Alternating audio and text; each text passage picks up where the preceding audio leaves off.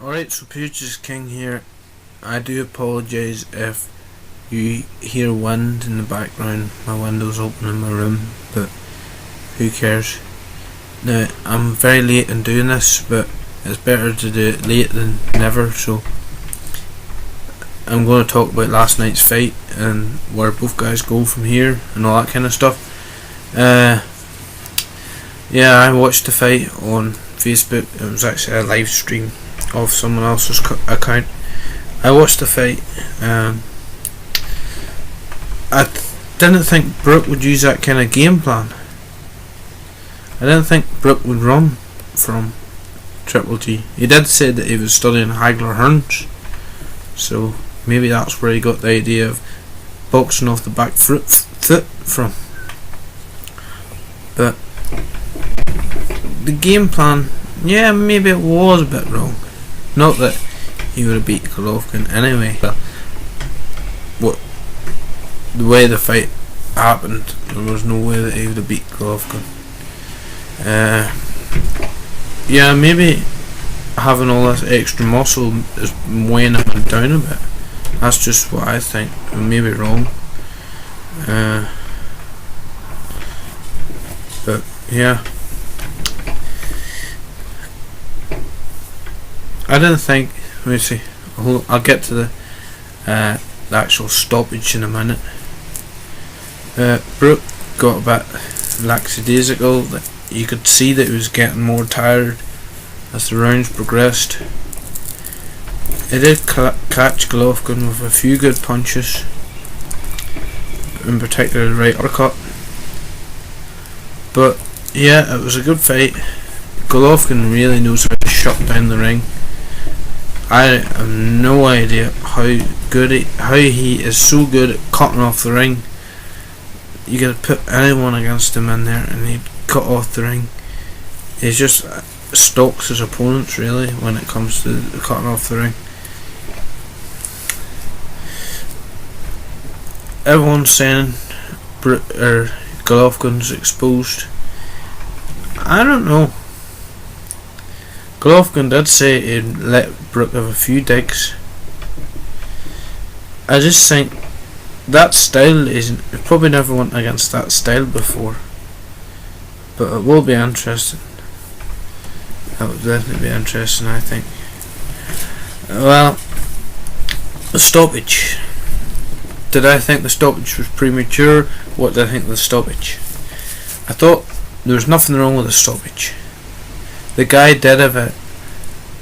Was it a ruptured eye socket, or was it fractured, or was it broken? I'm not sure. He did have a messed up eye socket anyway. Dominic Engel was probably going to save Brook's career. Probably save Brook's career by doing it. I mean, there's lots of fights where that kind of stuff can go on for round after round. No, you don't want that. I think I keep saying Brendan Engel. Dominic Engel was very professional in what he done. I mean, if it was anyone else, if it was any other of you out there who are viewing, if you were in Brook's corner, you would have probably done the same, because Golovkin's not a guy that you can take that amount of punishment for very long. I mean, he can obviously punch. So, nah, I think there's nothing wrong with the stoppage. It was saved Brook's health and his career and so forth. And where do both guys go from here? Golovkin, Billy Joe Saunders looks likely to be a next opponent for him. The thing with Billy Joe Saunders is Billy Joe Saunders will be a lot more centering than Brook was doing. Billy Joe Saunders is slick and all that kind of stuff, but he keeps it more centering, so that'll be interesting. Plus Saunders is southpaw. I don't know how good Golovkin is against southpaw. I actually don't know very much about Gennady Golovkin, in all fairness, but it'll be interesting to know how a southpaw is going to do against him. please let me know in the comment section if there's if he's faced southpaws. I'm sure he maybe has. Billy Joe Saunders be next. I don't think Danny Jacobs has any intention of fighting him. And I don't think Eubank Jr. has any intention of fighting him. Eubank Jr., if that fight happens, that will be an interesting one, but I don't expect him to go any longer than 6 rounds. I'd actually want to think that Brook would have done better. I thought Brook would have lasted till the 8th if there was going to be a potential chance of knockout, but I don't know if Brook or if Eubank will do terribly well against him. Eubank does have an inside game which Brook doesn't.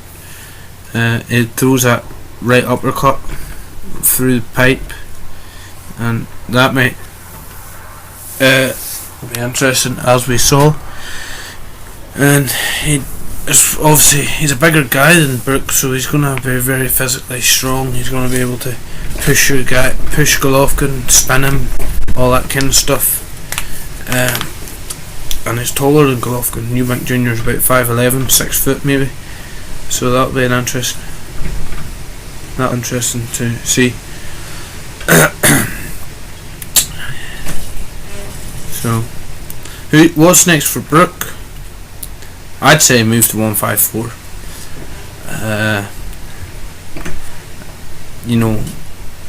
Winner of Canelo Smith, maybe. Liam Smith could be a potential opponent. Canelo Alvarez, I don't know. Canelo's talking about middleweight. I don't think Canelo should fight at 154 and 155 anymore. I think Canelo moved to 160. Forget about this whole catch weight nonsense and draining yourself way down. But yeah, it's interesting. It'll be interesting to see how Canelo or how Brook would do against someone who isn't as aggressive, a more counter-puncher type guy like a Canelo Alvarez. It could be interesting. He has a better chin than Khan, and look what Khan done. He obviously doesn't have the hand speed of Khan, which is a downside, but maybe it could be interesting. Definitely, I wouldn't put it by him now. Just because he got beat by Golovkin, it doesn't mean that Alvarez would walk through him too, although Alvarez is a bigger guy than Kell Brook. But yeah, let me all know what you thought of the fight. Please let me know who you think that both guys should fight next, and if you have anything else you want to tell me or ask me or anything, just leave it all in the comment section below. This is Pugilist King.